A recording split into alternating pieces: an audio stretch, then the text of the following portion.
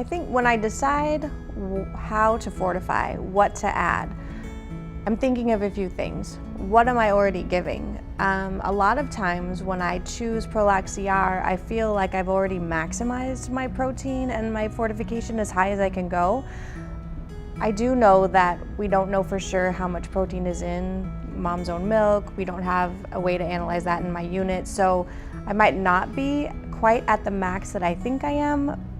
But at the same time, if on paper you're giving 4.5, let's say, grams per kilogram per day, you don't feel comfortable going too much higher than that. So let's say you're already at a +8 and you're maximizing your protein, then I feel like Prolax CR is a great option. There's also some evidence that shows that we see fat losses in tubing and depending on how we're feeding our preemies.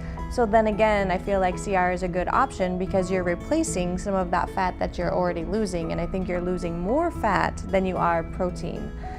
I feel like Prolax CR is a really good option in certain situations. In other situations, it makes a lot more sense to increase the concentration of the Prolac Plus. So I wouldn't choose to use Prolax CR, let's say for example, with a +4 at full feeds when I'm below my protein goals.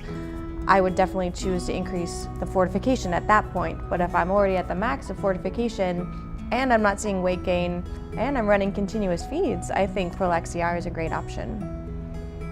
We did a study that found that with continuous feeds, up to 40% of the fat from human milk is lost. It's adhered to the tubing, doesn't reach the baby. So that right there is a significant amount of fat and calories that the baby isn't receiving.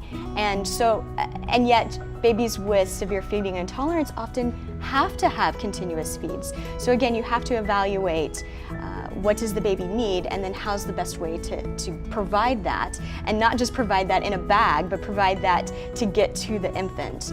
And so for that reason, I also believe that the cream product is very appropriate to be using in those situations as well. The study also showed that very little of the protein gets adhered to the tubing. So you're not losing as much protein, but you really are losing a significant amount of fat.